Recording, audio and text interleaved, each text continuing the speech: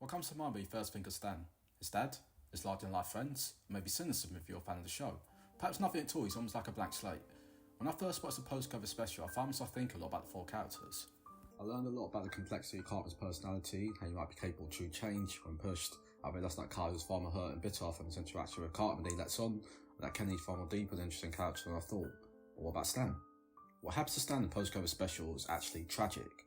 Yet because of the somewhat controversial ending and the fact that Stan does end up with a good ending, it gets glossed over. It's kind of story Stan in a way. Even in the time when he loses his sister in a house fire, later loses his mother to suicide, all people remember is how adult Cartman ultimately ended up homeless when he went to ultimate sacrifice. Stan's the closest thing to the main character on the show, but he's pretty easy to forget about. You know he's kind of a sad character, but not too much else. He's either overshadowed by his friends, or his famous dad, Andy Marsh. However, Stan is interesting in his own right. In this video, I want to explore Stan's personality and why he ultimately ended up in the post-cover special. Stan's early role in the show was to be the main character who acts as a straight man. From the beginning, we could see early hits of Stan we know, but there was a big issue. He's too similar to his best friend Kyle. In the early seasons, Stan and Kyle are almost identical, at least it's how the creators felt. As I mentioned earlier, Stan is somewhat based on Trey, while Kyle is based on Matt. Trey and Matt are childhood friends and have grown up together, but they made some of the personality traits that leaked onto respective characters. This was such an issue that Trey and Matt considered killing off Kyle in the season finale, Kenny dies shake things up. So you may guess from the title of that episode, Kyle was supposed to be the one who got a terminal illness and died, when Matt and Trey changed their mind to use Kenny instead. Kenny remained, but now he and Stan need to begin distinct personalities, and that they did. So how they do that? Happened certainly over time, but now the differences are clear. Where Kyle is hot-headed and hard-nosed, Stan is more calm and let live. Where Kyle is more idealistic, Stan is cynical. Where Stan is an avid animal lover, Kyle is indifferent. Where Stan yearns for some kind of identity, Kyle is firm in his. These differences give us an idea of Stan's personality. What stands out about Kyle is his short temper. Kyle has strong beliefs and will get very emotional when those beliefs are challenged or not respected. This is a key weakness of Kyle's and makes it easy for others to coach Kyle into fights or manipulate him. This is in stark contrast to Stan. Stan sits on issues and often remains neutral. He often seems almost attached and only act when pressed or something that affects people he cares about. Not to say that Stan doesn't have strong beliefs or never acts, but it generally remains neutral and his philosophy fits rather than just pure indifference on his part. Though sometimes it is just that. You can see this clearly with how Stan and Kyle deal with Cartman. Stan's relationship with Cartman is interesting. It's nowhere near as hostile as it is between Kyle and Cartman, and if you watch the show, it's actually hard to know the two even hate each other at all. Take Kyle out of the equation, you might wonder the two would get along better. Stan seems to often tolerate Cartman's antics and doesn't seem to get involved often. Cartman may have noticed himself. In the Christmas Critters episode, Cartman writes an insane story about Eamon's Christmas Critters' quest to birth the Antichrist, in which Stan inadvertently plays a part. Stan in that story is Cartman's main character, and it's clear that Cartman is aware of Stan's tendency not to get involved with things, and that's how he's strongly portrayed in that story. This neutrality is such a strong tendency in Stan that Cartman really picks on Stan, possibly he knows that Stan won't get involved if not provoked. This characteristic of Stan makes him quite different to Kyle, who both pick and fight passionately for the side he believes in, especially in Cartman's role. This is all born out of a mindset in which Stan believes that most things are pointless and only intervene or engage with something if there is, in his mind, a clear black and white good and evil. His refusal to vote in the episode Douche vs. Turd shows how strong these beliefs are. This leads on to another major personality trait of Stan's, his cynicism. To most viewers, this probably defines more than anything else, as the episode You're Getting Old and the lesser known episode Asperger's are iconic episode in whose progression both Stan's development as a character and the direction of the show in general. In both episodes, Stan tackles what looks to be depression, which develops after his 10th birthday. This is visually represented by Stan seeing and hearing everything as literal poo. This changes his mood and outlook on life and drives his friends away, which makes things worse.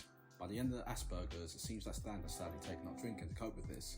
But it's unclear if it's something he continues beyond that episode. Stan has had issues with depression before this when Wendy broke up with him and he joined the Drop Kids. So while it became worse after his 10th birthday, it seems to have roots before then. Stan's cynicism and let-live attitude possibly stems from his home life. Stan comes from a relatively unstable family, largely due to Randy Marsh.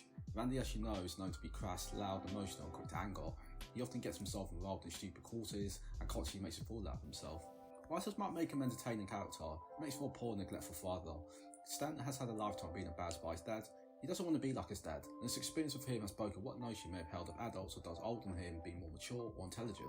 This as a result has led to him having less trust in adults by default, which allows him to see through scams and deceptions more quickly than his peers.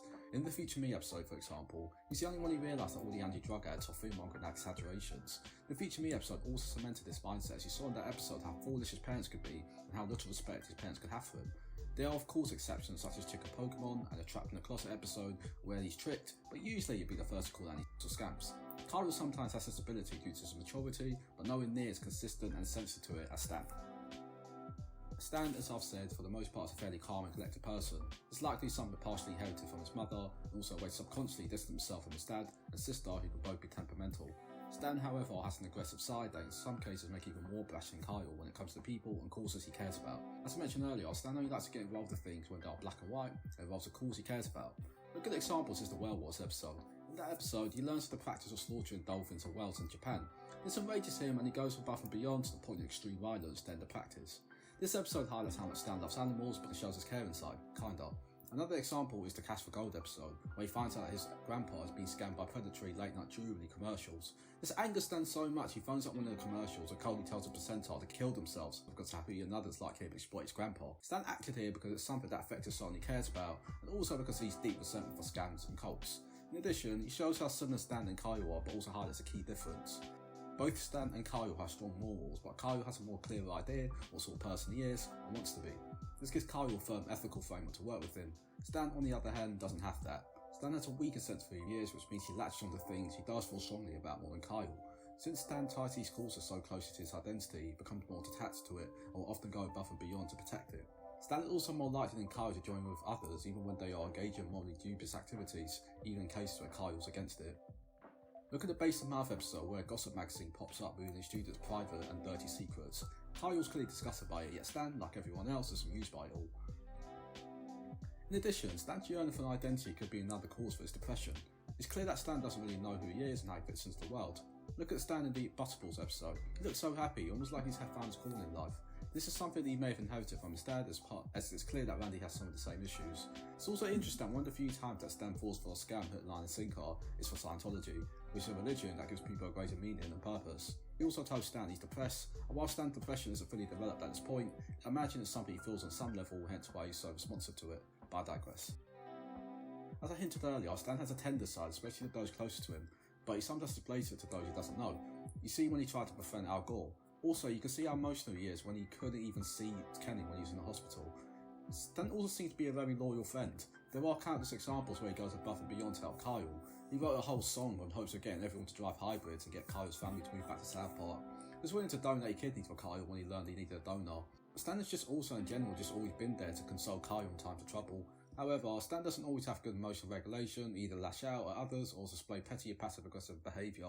It seems like another trait he likely picked up from his dad, who also possesses some of the same characteristics. It's interesting to see Randy as a child. As the older Stan gets, the more similar he becomes to Randy. The difference, of course, is that, despite his flaws, Randy seems to have success for life, whereas Stan, as an adult, clearly is depressed, has more of an antagonistic personality. Randy is gullible, whereas Stan is hard to fool. Without the presence of Stan likely would have ended up somewhat similar to Clyde, or perhaps Craig, possibly a combination of those two. Stan is obviously more intelligent than Clyde, more caring than Craig, but both seem to have the same chill, laid-back personality, or want to give people the benefit of the doubt. So that's Stan, a troubled kid suffering from depression who, whilst caring and kind like his friend Kyle, can sometimes go too far when it comes to the things he cares about, likely due to a lost identity. His relationship with the main adult figure in his life has led to him being distrustful of adults and partially contribute to his cynicism. Stan has been happy for a long time, and this is where we are before the tragedy happens. After this, his relationship with Stan is permanently strained. By 50, Stan is married to some sort of AI female assistant who he argues with all the time. It seems like the aggressive part of his personality has become more prominent as he's gotten older. I find this fate of Stan a little bit more sad than Cartman's. We know in that universe that terrible thing happens to him and he ends up bitter and alone. On top of that, he has the obvious depression he's already developed beforehand, as well as the drinking problem. He does get a happy ending, but there's something sad about the fact that without the intervention of Kenny, that's his true fate. This kind of special is quite tragic in a way. There is a universe where all four boys get a happy ending. It seems the only character who truly ends up happy, no matter what, is Kenny. In one universe, Stan and Kyle don't amount to much and clearly are both dissatisfied with their lives. Stan in particular forever lives through a tragedy where he both loses his sister and his mother. In another universe, Stan grows up to be an alcoholic, homeless junkie with the same emotional maturity as his childhood self. In this universe, though, Stan did tackle his inner demons, was able to carve out a happy life for himself.